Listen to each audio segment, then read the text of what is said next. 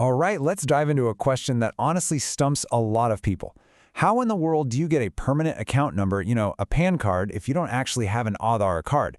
It feels like a roadblock, but trust me, we're going to make it super simple. So you're sitting there trying to apply for a PAN card, right? And it feels like every single form is screaming for an Aadhaar number. You might be thinking, am I just stuck? Have you hit a dead end? Nope, not at all. And that is the really good news.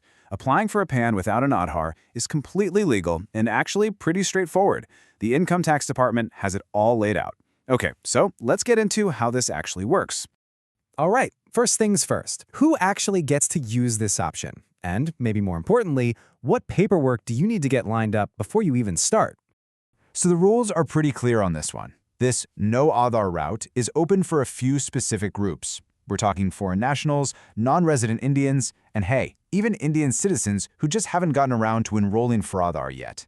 It also covers certain exempt groups like senior citizens, plus entities that aren't individuals, like companies, trusts, and even minors who are applying through a guardian. So if you fit into any of these boxes, you're good to go. Okay, let's talk documents. For your proof of identity, you just need to pick one from this list. A passport, your voter ID, or a driver's license. Those are the usual go-tos. But even a government-issued photo ID or a ration card with your picture on it, yep, that'll work just fine. Next up, you need proof of address. And again, a passport or voter ID can do the job here. But here's where you get some more options. You could use a recent utility bill, like for electricity or gas, or even a bank statement. But here's the key. Make sure they're not more than 3 months old. An employer certificate on company letterhead works too. And the last piece of the puzzle is your proof of date of birth. You've got a good range of choices here. You've got the classics, right? Your birth certificate or your 10th grade board certificate. But guess what? Your passport or driver's license can pull double duty here as well. Even a domicile certificate or a sworn affidavit can get the job done. Now hold on, because this is probably the best pro tip you're going to get all day. If you have a valid passport, listen up. It can be your all-in-one document. Seriously. It works as your proof of identity, proof of address, and proof of date of birth. One document to cover all three. This just makes the whole process so much simpler. Okay, so you've got your documents sorted. Now for the main event, actually applying. You've basically got 2 ways you can go about this, online or offline. But wait, before you jump into either one, this part is absolutely critical. You have to pick the right form. For Indian citizens, companies, or trusts, you need Form 49A. If you're a foreign national or a foreign entity, you'll be using Form 49AA. Trust me, getting this right at the very beginning will save you a world of headaches later on.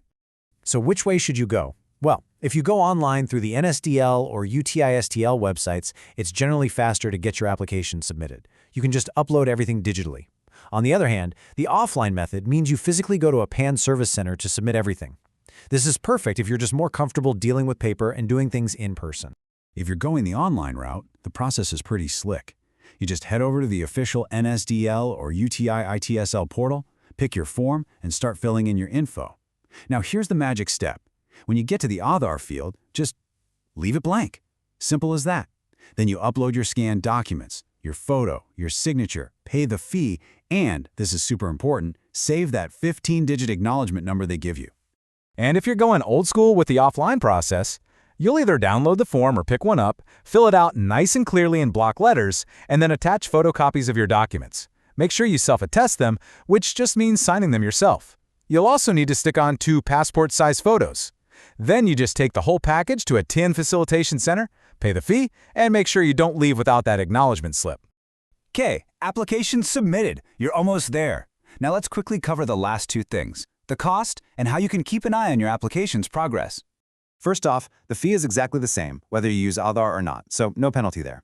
If you want the physical card shipped to you in India, you're looking at about 107 rupees. Sending it abroad, that's a bit more, around 1,017 rupees. And if you're happy with just a digital EPAN emailed to you, that's the cheapest option, at just 72 rupees. Remember that acknowledgement number we've been talking about, the 15-digit one? This number is your everything. It's your golden ticket for tracking your application. Seriously, do not lose this. It's the most important piece of info you'll get after you submit everything. And checking your status couldn't be easier. Just pop over to the NSDL portal's tracking page. You'll select your application type, punch in that 15-digit number, deal with the little capture code to prove you're human, and bam, hit submit. You'll get your update right there. And again, no Aadhaar needed for this part either. Whew. Okay, that was a lot of info, so let's just take a second and boil it all down to the absolute key takeaways from all of this.